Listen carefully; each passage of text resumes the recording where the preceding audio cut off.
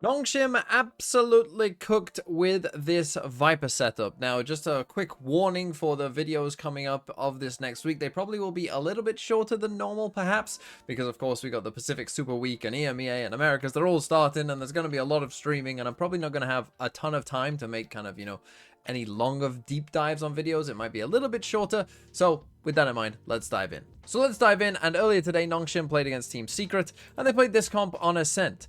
We're going to take a look at their attack side here, and they are playing the Viper here on Ascent. And we've seen Vipers on Ascent before, here and there, and I've never really liked what they've been doing on the attack side. But this setup, I really think, is quite cool, because what you see, you can already see the Viper wall coming across here, right? Across towards the A site, and generally, in these rounds, they were putting their Viper orb just here, right, which allows you to both cross up this way and this way. Now, in general, they didn't use the Viper orb too much. They didn't get too much value from it because they didn't need it that much, to be honest, because this wall was providing them a lot of value in and of itself. The reason for that, if we just play the first full gun round that they had on their attacking side, is exactly this, right? They were able to take a main for free every round.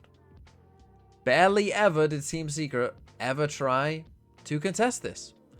Because you know why? Well, if you put a one-way here, I'm just going to put this wall up and walk past it. And particularly when we're playing a neon as well, right? Like, you could put this one way up and try and get ahead of this wall. But if I'm playing a neon and I slide ahead of this and now you're just out in the open with no escape plan, are you going to hit that neon while sliding? Maybe not, right? And you might be in some trouble. So that's also a risk you probably aren't going to take a lot of the time. And this is just the first thing, right? This Viper wall, just in and of itself, just gives you this control. And there you can see the Viper orb coming up in mid here as well, which in a second, once this Yoru is going to get pushed back and has to TP back across there.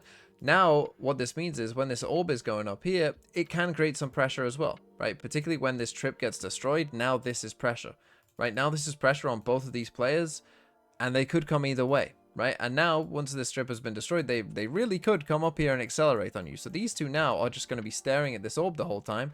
We are always getting a main for free because of this Viper wall, right? So we're in a really good position here to come and do this A split. Go, go, go. Good timing on the barrier mesh as well. What can Francis find on the back of this? Can he get Zespu? Oh, no. It's all the repositions. Meanwhile, you just get the read for what else could be happening, and that would be Tree. GraphNet already sent in, and that is the gap that Nongshim will look to exploit. Dambi slides up front. Zespu unfortunately taken out, and there is the shorty shot. Nizzy though, he gets a collat! But traded, and now it's an advantage back towards Nongshim, expecting that recon. Remember, yeah, so there you can see that with that Viper orb in mid, multiple people watching it means that we have some space to go and do that A split. We've already got the A main control, and the Viper setup is working really well. But let's now skip ahead a couple of rounds to round number 19, where the map is going to look like this, because this is the thing that we need to talk about with these Viper setups as well. When you find a good one like this, the ways your opponent is going to approach it are it's just so obvious. I think it's so obvious so much of the time, because if you're Nongshim and you're playing this in scrims, I bet anytime you play against a Cypher, which is happening quite a lot, you're always going to see this. This is just going to be happening all the time to you when you go for this setup. And it's so obvious that this is something that they're going to do. And you can tell that in this round when they come out here and they're just going to pretty much go for this straight A hit. Interesting, like again, look, they do actually put up this one way. Nice use of a smoke. Yeah, good job. Great one way. That really worked, didn't it?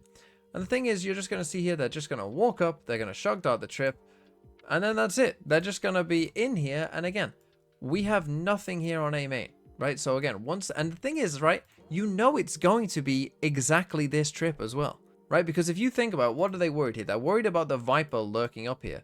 Well, you can't be doing little, kill trips deep on the site or, stuff all like this, right? This time they have gone for one into what's short, which is okay. But they're not going to be doing like deeper trips like this because they're worried about you just walking all the way up to it, right? They don't want you to be here and like discovering a trip there, right? They want to know if you've actually come past this point. So, you're going to be pretty sure that a lot of the time this is the trip that you're going to face, right? And they had faced it before, and now just with one shock dart, we're going to destroy it, and then we're going to be in. is this the time for them to figure out what they need to do on their defenses?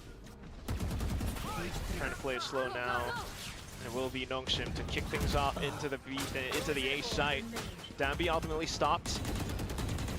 but still. And so again, that didn't really seem that difficult for Nongshim to just get in onto the A site very, very simply, right? Again, we can't contest A main, so that's for free.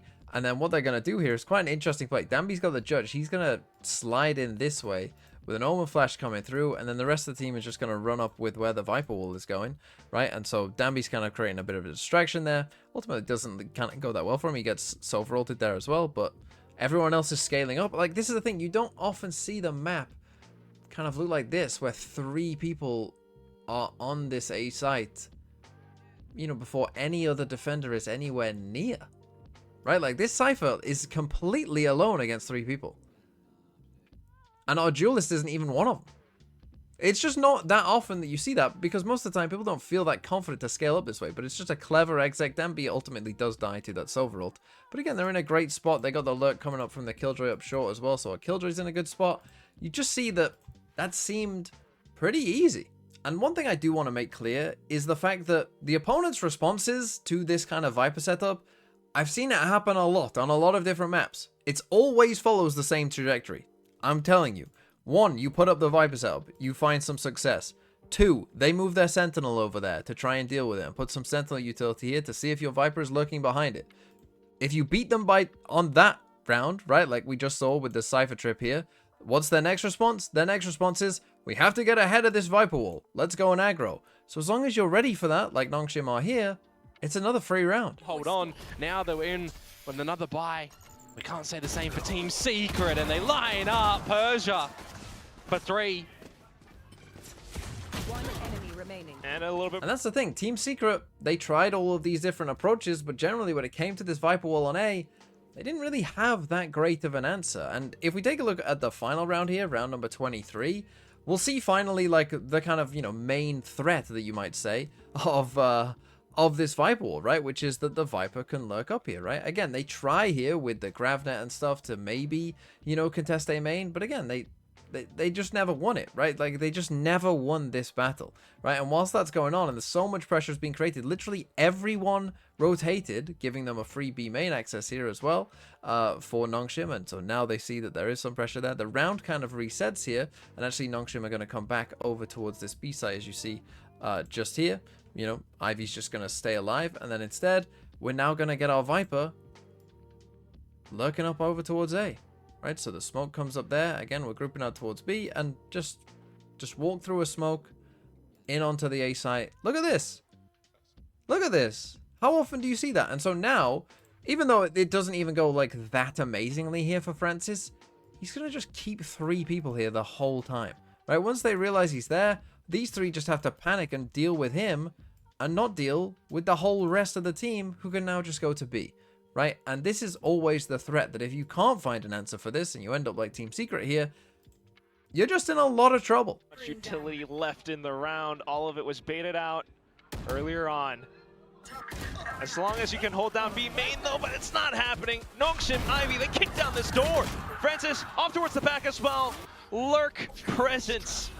Now RP, a secondary 30 lurk. seconds left. What can Zespu do here on 45 HP? Spike Ivy planted. is even looking in the right Player spot standing. when they smoked the turret. Checked. Just Nizzy now. 5 HP. Sniped out from